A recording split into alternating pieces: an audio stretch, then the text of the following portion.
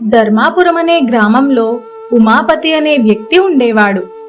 ఆయన వయసు 75 సంవత్సరాలు. ఉమాపతికి 2 కొడుకులు, 1 కూతురు. అందరికీ పెళ్లిళ్ళైపోయాయి. మనవళ్ళు మనవరాలు కూడా పుట్టేశారు. ఉమాపతి భార్య చానాళ్ల క్రితమే మరణించింది. ఉమాపతి కష్టపడి చాలా ఆస్తి సంపాదించాడు, ఇంకా సంపాదిస్తున్నాడు కూడా. ఉమాపతి మనవళ్ళు మనవరాళ్లతో ఎంతో సంతోషంగా గడిపేవాడు. అలా కొంతకాలం గడిచాక ఒకరోజు ఉమాపతికి ఉన్నట్టుండి ఒక ఆలోచన వచ్చింది. అదేంటంటే ఉమాపతి మళ్లీ పెళ్లి చేసుకోవాలని అనుకుంటాడు. అదే ఊరిలో ఉండే పెళ్లిళ్ల పేరయ్య అయిన సుబ్రహ్మణ్య శర్మకి కబురు పంపిస్తాడు.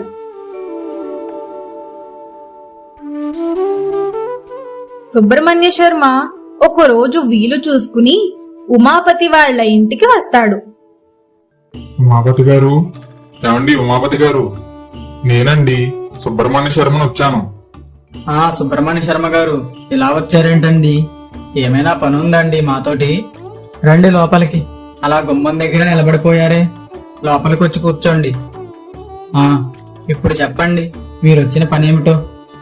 మీ నాన్నగారు ఎందుకో నన్ను నమ్మన్నారండి. పనేంటో తెలీదు. నిన్న నేను ఊర్లో లేను, పొరుగురు వెళ్ళాను పని మీద. వచ్చేటప్పటికి చాలా ఆలస్యమైపోయింది. అందుకే ఈ రోజు వచ్చాను మీ నాన్నగారిని కలుద్దామని. ఎందుకు కబురు పెట్టారో నాకు కూడా తెలియదండి. నాన్నగారైతే ఊర్లో లేరు. ఆయన ఏదో పని మీద బయటకు వెళ్లారు. నాకే విషయమో చెప్పలేదు మీరు వస్తారని. ఏ విషయానికై కబురు పెట్టారో మాకు కూడా తెలియదండి. నాన్నగారు వచ్చేదాకా ఆగాల్సిందే. మీ నాన్నగారు ఇప్పుడు వచ్చేస్తారండి? లేదంటే ఏమైనా సమయం పడుతుందా? ఇప్పుడు వచ్చేస్తారంటే కాసేపు కూర్చుంటాను, లేదంటే వెళ్ళి మళ్ళీ వస్తాను. నాకు తెలియదండి ఏ సమయానికి వస్తారన్నది. బహుశా సాయంత్రం కావచ్చు. మీరు మళ్ళీ రావటమే మంచిదనిపిస్తుంది నాకు. ఎందుకంటే ఊర్లో లేరు, పొరుగురు వెళ్లారు. మీరు మళ్ళీ వచ్చి కలవండి నాన్నగారిని. సరే అయితే శ్రీనివాస్ గారు, నేను మళ్ళీ వస్తాను. మీ నాన్నగారు వస్తే చెప్పండి వచ్చి వెళ్ళానని. తప్పకుండా చెప్తానండి. ఉండండి, కాస్త కాఫీ తాగి వెళ్దురు గాని. ఇప్పుడు కాఫీ అవేం వద్దండి, మళ్ళీ వస్తాను కదా అప్పుడు తీసుకుంటాను. నాకు కొంచెం పనుంది, నేను వస్తానండి అని చెప్పి సుబ్రహ్మణ్య శర్మ అక్కడి నుంచి వెళ్ళిపోతాడు. మరుసటి రోజు సాయంకాలం సుబ్రహ్మణ్య శర్మ ఉమాపతి ఇంటికి మళ్లీ తిరిగి వస్తాడు. అప్పుడు ఉమాపతి సుబ్రహ్మణ్య శర్మతో ఇలా అంటాడు. నిన్నొచ్చానండి ఇంటికి, కానీ మీరు ఊర్లో లేరంట. మీ పెద్దబ్బాయి గారు చెప్పారు, పొరుగురు పని మీద వెళ్లారని, రావడానికి ఆలస్యం అవుతుందని అన్నారు. ఈ రోజు నాకు కూడా పనిపడి ఆలస్యమైంది. అందుకే ఈ సమయంలో వచ్చాను. రాత్రిపూట వచ్చానని ఏమనుకోకండి. మీరు ఈ సమయానికైతే ఇంట్లోనే ఉంటారని తెలిసి వచ్చాను. ఇప్పుడు చెప్పండి, నన్ను కబురు పెట్టిన కారణం ఏమిటి? మా అబ్బాయి చెప్పాడు మీరు వచ్చి వెళ్ళారని. లోపలికి రండి, నా గదిలో కూర్చుని మాట్లాడుకుందాం. పనుండే కబురు పెట్టాను. అలా సుబ్రహ్మణ్య శర్మని ఉమాపతి తన గదిలోకి తీసుకుని వెళ్లి కూర్చోబెట్టి అసలు విషయం ఇలా చెప్తాడు. మరి ఏమీ లేదు సుబ్రహ్మణ్య శర్మ గారు, నాకు మళ్లీ పెళ్లి చేసుకోవాలని ఉంది. అందుకని ఒక చక్కటి అమ్మాయిని చూస్తారని కబురు పెట్టాను. ఏమిటండి ఉమాపతి గారు, నేను వింటుంది నిజమేనా? తమరికి ఈ వయసులో మళ్ళీ పెళ్ళా? అవును సుబ్రహ్మణ్య శర్మ గారు, మీరు వింటున్నది నిజమే. ఎక్కడైనా 25 సంవత్సరాల లోపు వయసున్న అమ్మాయిని చూడండి. నేను ఆస్తి ఉన్నవాణ్ణి కదా, వరకట్నం ఏమాత్రం ఆశించడం లేదు. వాళ్ళకి ఆస్తి లేకపోయినా పర్వాలేదు, పేదింటి అమ్మాయి అయినా సరే పర్వాలేదు అని ఉమాపతి చెప్పేసరికి సుబ్రహ్మణ్య శర్మ మనసులో ఇలా అనుకుంటాడు. ఈ ఉమాపతి మంచివాడని, ధర్మబుద్ధి గలవాడని అనుకున్నాను. పైగా ఈయనకి మంచి పేరుంది. ఈ వయసులో ఈయనకి మళ్ళీ పెళ్లి చేసుకోవాలని బుద్ధి ఎలా పుట్టిందో. పైగా కొడుకులు కోడళ్ళు మనవళ్ళు మనవరాళ్ళు ఉన్నారు. తాటికెళ్లే సమయంలో పెళ్లిపీటలు ఎక్కుతానంటున్నాడు. ఏమిటో. అందుకే అంటారు, ఎవరికి ఏ కాలానికి ఎటువంటి బుద్ధులు పడతాయో చెప్పలేమని. ఇప్పుడు ఈ ముసలోడికి ఎక్కడ చూడని సంబంధం. ఎవరిస్తారు ఈ ముసలోడికి పిల్లని? అలా తనకి తాను సర్ది చెప్పుకుని ఇలా అంటాడు. సరేనండి ఉమాపతి గారు, త్వరలోనే మంచి సంబంధం చూసి తమకు తెలియజేస్తాను. మరుంటానండి. సరే శర్మగారు, మంచి సంబంధం చూసి కబురు చేయండి. నాకు సంబంధం కుదిరేదాకా ఈ విషయం బయటికి రాకూడదు సుమా. సరేనండి, తప్పకుండా. ఎవరికీ తెలియపరచను సంబంధం కుదిరేదాకా. మళ్ళీ వస్తాను. ఇంకా నాకు సెలవివ్వండి అని చెప్పి సుబ్రహ్మణ్య శర్మ బయటకు వచ్చేస్తాడు. సుబ్రహ్మణ్య శర్మ ఉమాపతి మాట్లాడుకున్న మాటలన్నీ గోడ పక్కనే ఉండి పెద్ద కోడలు రాజ్యలక్ష్మి విని మామగారికి ఈ వయసులో ఇలాంటి బుద్ధి పుట్టడమేంటి అని ఆశ్చర్యపోతుంది.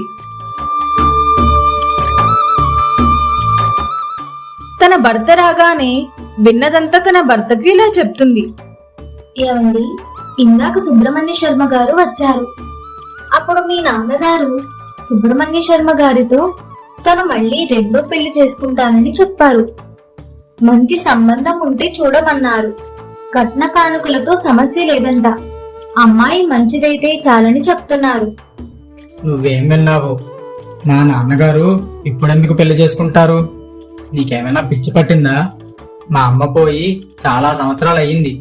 చేసుకునే ఉద్దేశం ఉంటే మా అమ్మ పోయినప్పుడే చేసుకుంటారు కదా. అప్పుడు చేసుకోలేని మనిషి ఇప్పుడు చేసుకుంటారా? నువ్వేం విన్నావో ఏమిటో. నిజమేనండి, నేను నిజంగా విన్నాను కాబట్టి మీకు చెప్తున్నాను. ఎప్పుడైనా మావయ్య గారి గురించి ఇలా చెప్పానా మీకు నా మీద అనుమానం అయితే సుబ్రహ్మణ్య శర్మ గారినే కనుక్కోండి. ఆయనే మీకు నిజం చెప్తారు. ఒకవేళ నువ్వు చెప్పేది నిజమే అయినా మేమేమీ చేయలేము. నాన్నగారికి ఎదురు చెప్పే ఆలోచన మాకు లేదు. ఆయన అనుకున్నది అయి తీరాలి. మేము చెప్పినా ఎటువంటి ప్రయోజనం ఉండదు. ఆయన అనుకున్నది చేసి తీరతారు. ఇంకేమీ పిచ్చి ఆలోచనలు మనసులో పెట్టుకోకు. నీ పన్ను చూసుకో. అలాగే నా బుర్ర కూడా తినకు. సర్లే గాని వెళ్ళి నాకు భోజనం పెట్టు. చాలా ఆలస్యం అయ్యింది. ఎప్పుడు నా మాట విన్నారు కనుక మీరు పదండి, భోజనం పెడతాను. అయినా మనవళ్ళు మనవరాళ్ళు ఉండగా మీ నాన్నగారికి ఈ వయసులో ఈ బుద్ధి ఎలా పుట్టిందో ఊర్లో వాళ్ళందరూ నవ్వుతారు. ఏమైనా 16 ఏళ్ల బాలకుమారుడు అనుకుంటున్నారా మీ నాన్నగారు? 70 సంవత్సరాల వయసు మీద పెట్టుకుని ఇప్పుడు మళ్ళీ పెళ్లి చేసుకుంటానని ఊరేగుతున్నారు. సిగ్గు లేకపోతే సరి. నలుగురిలో మనం ఏ ముఖం పెట్టుకుని తిరగాలి చెప్పండి? ఊర్లో వాళ్ళు ఏమనుకుంటే మనకెందుకు? ఆయన ఇష్టం. ఆయనకు నచ్చింది చేస్తారు. ఊర్లో వాళ్ళు ఏదో అనుకుంటున్నారని మనకు నచ్చింది చేయడం మానేస్తామా? మనం ఊర్లో వాళ్ళ గురించి ఏమీ బతకడం లేదు కదా. మన గురించి మనం బతుకుతున్నాం. అలాంటివేమీ మనసులో పెట్టుకోవద్దని ఇందాకే చెప్పాను. ఇంకా మరో మాట మాట్లాడకు మా నాన్నగారి గురించి. ఆయనకు నచ్చింది ఆయన చేసుకొనివ్వి. ఆయన ఇన్నాళ్ళు మా గురించి చాలా కష్టపడ్డారు. చాలా ఆస్తి కూడబెట్టారు. ఇప్పుడు ఆయనకు నచ్చింది ఆయన చేసుకుంటానంటున్నప్పుడు నీకెందుకు? అవునులేండి, నాకెందుకు ఈ గొడవ? మీ నాన్నగారి ఇష్టం. పెళ్లి చేసుకుని ఊరేగమనండి, నాకెందుకంట అని చెప్పి అక్కడి నుంచి వెళ్ళిపోతుంది. 10 రోజుల తరువాత సుబ్రహ్మణ్య శర్మ ఒక సంబంధం చూసి ఉమాపతిని కలవడానికి వస్తాడు.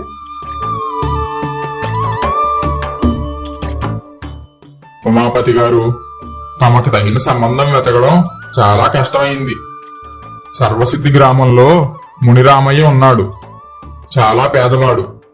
ఆయనకి 3 ఆడపిల్లలు. రోజు ఏదో కాయా కష్టం చేసుకుని అలా 3 ఆడపిల్లల్ని పెంచుతున్నాడు. ఆయన పెద్ద కూతురికి కట్న కానుకలిచ్చి వివాహం చెయ్యలేక చాలా బాధపడుతున్నారు. ఆయనకి మీ గురించి చెప్పాను. సరేనని ఒప్పుకున్నారు. అయితే నా సంబంధంగా ఒప్పుకున్నారా? మరి నా వయసు అది చెప్పారా? పిల్లనివ్వడానికి పూర్తి అంగీకారం తెలిపినట్టేనా? తర్వాత ఈ ముసలివాడికి నా కూతురిని ఇవ్వను అని గొడవ పెట్టాడు కదా. తమ గురించి అన్ని వివరాలు చెప్పాను. తమ కుమార్తెకు వివాహమైతే చాలన్నారు. ఆ అమ్మాయి తర్వాత వారికి ఇంకా 2 అమ్మాయిలు ఉన్నారు. పెద్ద అమ్మాయికి 22 సంవత్సరాలుంటాయి. పిల్ల మట్టికి లక్ష్మీదేవిలా ఉంటుంది. మరేమీ చూసుకోవక్కర్లేదు. చాలా మంచి సంబంధం అండి. సరే, అయితే పిల్లని చూడ్డానికి ఒక మంచి రోజు చూసి చెప్పండి. పిల్లని చూసి వచ్చిన తర్వాత మిగతా విషయాలు మాట్లాడుకుందాం. ఉమాపతి గారు, నేను పంచాంగం కూడా చూసేశాను. వచ్చే గురువారం చాలా దివ్యమైన రోజు. ఆ రోజు చాలా మంచిది అమ్మాయిని చూడటానికి. మనం ఆ రోజు అమ్మాయిని చూడడానికి వెళ్దాం అని చెప్పి సుబ్రహ్మణ్య శర్మ అక్కడి నుంచి వెళ్ళిపోతాడు. ఉమాపతి మళ్ళీ పెళ్లి చేసుకుంటున్నాడు అన్న వార్త ఆ నోట ఈ నోట ఊరిలో ఉన్న వాళ్ళందరికీ తెలిసిపోతుంది. ఆడవాళ్లంతా ఉమాపతిని చూసి గుసగుసలాడుకుంటూ ఉండేవారు.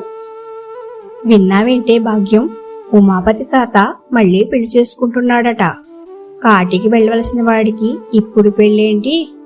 పాపం ముక్కుపచ్చలంట ఆ పిల్ల జీవితము అన్యాయం చేయడానికి కాకపోతే మళ్ళీ పెళ్ళెందుకంట వీడికి?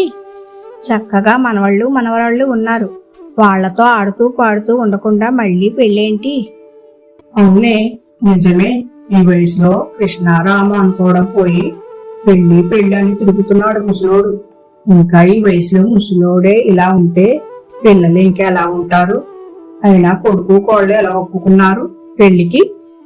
కొడుకు కోడలికి కూడా చెప్పలేదట. వాళ్ళ తండ్రి ఎంతంటే అంతే. ఇంక వాళ్ళేం మాట్లాడతారు? ఉమాపతి చాలా ఆస్తి సంపాదించి కొడుకులకి ఇచ్చాడు. ఇంక వాళ్ళేం మాట్లాడతారు? ఇంకా సంపాదిస్తున్నాడు కూడాను. ఇంకా తండ్రి ఎంతంటే అంతే కొడుకులకి. ఇంకా తండ్రికి ఏమని ఎదురు చెబుతారు పాపం వాళ్ళ మట్టికి అని ఊర్లో ఆడవాళ్లంతా మాట్లాడుకుంటూ ఉంటారు. అనుకున్న ప్రకారం గురువారం నాడు సుబ్రహ్మణ్య శర్మ ఉమాపతి ఇంటికి వస్తాడు. వచ్చారా సుబ్రహ్మణ్య శర్మ గారు? మీ గురించి ఎదురు చూస్తున్నాను. అలా కూర్చోండి, కాసేపట్లో తయారయ్యి వస్తాను. కాఫీ గాని టీ గాని తీసుకుంటారా? కాస్త కాఫీ ఇవ్వండి. అమ్మాయి రాజ్యలక్ష్మి, సుబ్రహ్మణ్య శర్మ గారికి కాస్త కాఫీ తెచ్చిపెట్టి ఇవ్వమ్మా. అలాగే మావయ్య గారు అని చెప్పి రాజలక్ష్మి లోపలికి వెళ్తుంది. కాఫీ పెట్టి తెచ్చి సుబ్రహ్మణ్య శర్మకు ఇస్తుంది. ఇంతలో ఉమాపతి తెల్లటి పంచీ కండువా వేసుకుని చక్కగా ముస్తాబయ్యి చేతిలో ఒక సంచి పట్టుకుని బయటకు వస్తాడు. ఇంకా బయలుదేరదామా సుబ్రహ్మణ్య శర్మ గారు? మళ్ళీ ముహూర్తం దాటిపోతుంది, త్వరగా పదండి. బయలుదేరి వెళ్దామండి. ఇంకా సుబ్రహ్మణ్య శర్మ ఉమాపతి ఇద్దరూ బయలుదేరి సర్వసిద్ధి గ్రామంలో ఉంటున్న మునిరామయ్య ఇంటికి వెళ్తారు.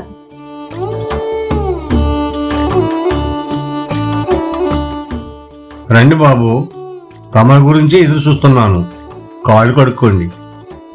కాళ్ళు కడుక్కోవడానికి నీళ్లు ఇచ్చి లోపలికి తీసుకుని వెళ్లి మర్యాదలన్నీ చేస్తాడు. సుబ్రహ్మణ్య శర్మతో మునిరామయ్య ఇలా అంటాడు. బాబుగారు, అమ్మాయిని తీసుకురమ్మంటారా?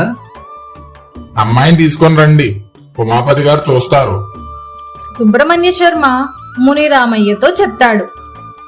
మునిరామయ్య తన కూతురు లక్ష్మిని తీసుకుని వచ్చి ఉమాపతి ముందు నిలబెడతాడు.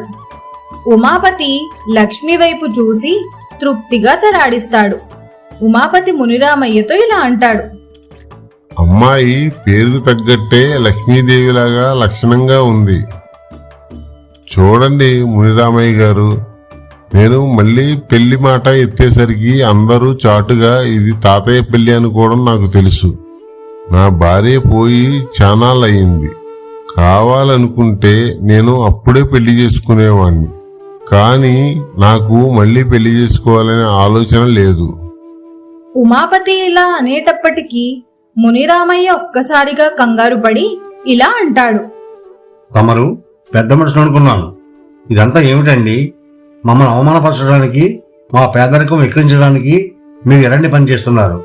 పెళ్లి సంబంధాన్ని కదా వచ్చారు, మరి ఇప్పుడు ఎలా మాట్లాడుతున్నారేంటి? మీరేదో పెద్దవారని, మీకు పెద్ద మనసు ఉంటుందని అనుకున్నాను, కానీ మాలాంటి పేదవాళ్ళని అవమానిస్తారని అనుకోలేదు. ఏమండి సుబ్రహ్మణ్య శర్మ గారు, మీరేమీ మాట్లాడరే? మీరే కదా తీసుకొచ్చింది ఈ సంబంధాన్ని, ఇప్పుడు ఈయన ఎలా మాట్లాడతారేంటి? ఉమాపతి గారు, ఏమిటండి ఇదంతా? సంబంధం చూడమన్నది మీరే కదా, మీరు చెప్తేనే కదా చూశాను. వీళ్ళు కూడా పెళ్లికి ఒప్పుకున్నారు, ఇప్పుడు ఇలా మాట్లాడుతున్నారేంటి? అసలు ఏమైందండి చెప్పండి. అమ్మాయి నచ్చలేదా? మరి వేరే కారణం ఏమైనా ఉందా? మాకు చెప్తేనే కదండి తెలిసేది. చూడండి మునిరామయ్య గారు, ఆవేశపడకండి. బంగారు లాంటి పిల్లని నాకు ఇవ్వడానికి మీరు సిద్ధపడ్డారు అంటే మీరు ఎలాంటి గడ్డు పరిస్థితిలో ఉన్నారో నాకు అర్థమైంది. ఈ సంగతి నాకై నేను తెలుసుకోలేను కనుక సుబ్రహ్మణ్య శర్మ గారిని కాస్త శ్రమ పెట్టాను. ఏమిటండి మీరు అంటున్నది? మీ మాటలు నాకు అర్థం కావడం లేదు, కొద్దిగా అర్థమయ్యేటట్లు చెప్పండి. చెప్తాను, కంగారు పడకు. నా భార్య ఒక పేదింటి పిల్ల. నాకిచ్చి పెళ్లి చేశారు. కానీ కట్నం పేరుతో మా నాన్న వాళ్ళ దగ్గర నుంచి పెద్ద మొత్తమే డబ్బు రాబట్టారు. కానీ నా భార్య వైపు వాళ్ళకి ఇవ్వడం చాలా కష్టమైంది. అయినా వాళ్ళు మా నాన్న మాట కాదనలేక వాళ్ళ దగ్గర ఉన్నదంతా మా నాన్నకి ఇచ్చేశారు. అప్పటి నుంచి నా భార్య చాలా బాధపడుతూ ఉండేది. తన పుట్టింటి వారికి ఏమీ లేదని, తన వల్లే వాళ్ళ పుట్టింటి వాళ్ళు బాధపడుతున్నారని ఎప్పుడూ బాధపడుతూ ఉండేది. అది నా భార్యకు బాగా జ్ఞాపకంగా ఉండిపోయింది. అందుకే ఆమె ప్రోత్సాహం వల్లే నేను కట్నం తీసుకోకుండా కోడల్ని తెచ్చుకున్నాను. ఈ సంగతి సుబ్రహ్మణ్య శర్మ గారికి కూడా బాగా తెలుసు. అవునండి, తమరి ధర్మగుణం ఊరందరికీ తెలిసిందే. మీ గురించి చాలా గొప్పగా చెప్పుకుంటారు అందరూ. చూడండి మునిరామయ్య గారు, నాలో ఏ కొద్దిపాటి ధర్మగుణమైనా ఉండి ఉంటే అది నా భార్య కారణంగానే వచ్చింది. ఆమె చనిపోయే ముందు తన బంగారం అంతా తీసి నా చేతికి ఇచ్చింది. దాన్ని అమ్మి ఎవరైనా పేదరికం వల్ల కట్న కానుకలు ఇచ్చి వివాహం చేయలేని వాళ్లకు సాయం చేయమన్నది. నేను అప్పుడే ఆ నగలు అమ్మి వచ్చిన డబ్బుతో వ్యాపారం మొదలుపెట్టాను. వ్యాపారంలో వచ్చిన లాభంలో కొంత భాగాన్ని ఒక పక్కన పెట్టేవాణ్ణి. ఆ రోజే ఆ నగలమ్మిన డబ్బుని వేరే ఎవరికైనా దానం చేస్తూ ఉంటే నా దానగుణం అక్కడితో ఆగిపోయి ఉండేది. అలా జరగకుండా ఆ డబ్బుని వ్యాపారంలో పెట్టి మరింత డబ్బుని సంపాదించాను.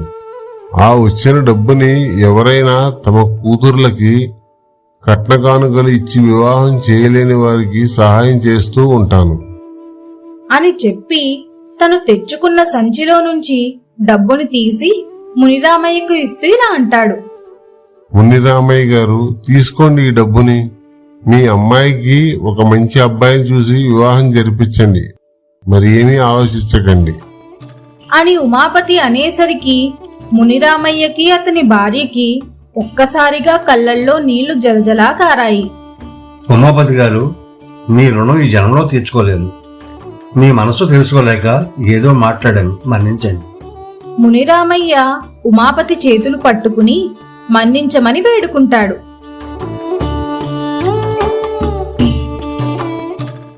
ఇదంతా గోడ పక్కనే ఉండి చూస్తున్న లక్ష్మి కన్నీళ్లు పెట్టుకుని ఉమాపతి పాదాలకు నమస్కరిస్తుంది.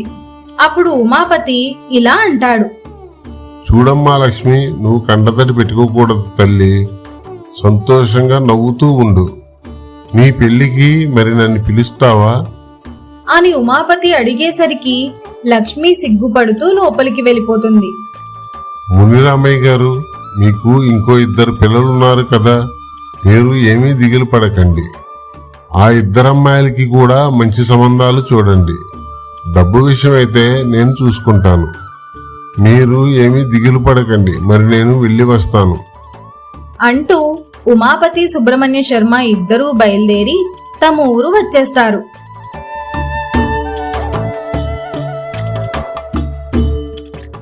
కొన్ని రోజులకి ఊరంతా ఉమాపతి గురించి తెలుస్తుంది.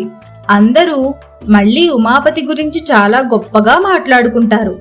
తప్పుగా మాట్లాడుకున్న కొంతమంది చాలా పశ్చాత్తాపపడి బాధపడతారు. అలాగే తండ్రి చేసిన మంచి పనికి కొడుకు కోడళ్ళు కూడా ఉమాపతిని చాలా గౌరవంగా చూస్తారు.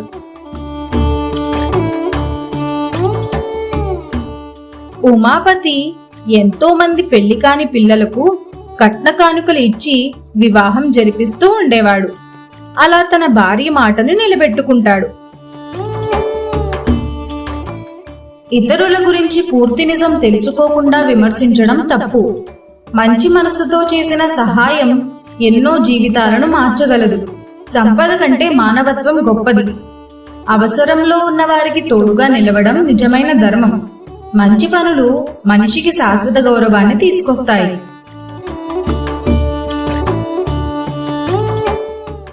మా వీడియో గనుక మీకు నచ్చినట్లయితే లైక్ చేయండి, షేర్ చేయండి, కామెంట్ చేయండి. మరిన్ని మంచి కథల కోసం మా ఛానల్ని సబ్స్క్రైబ్ చేసుకోండి.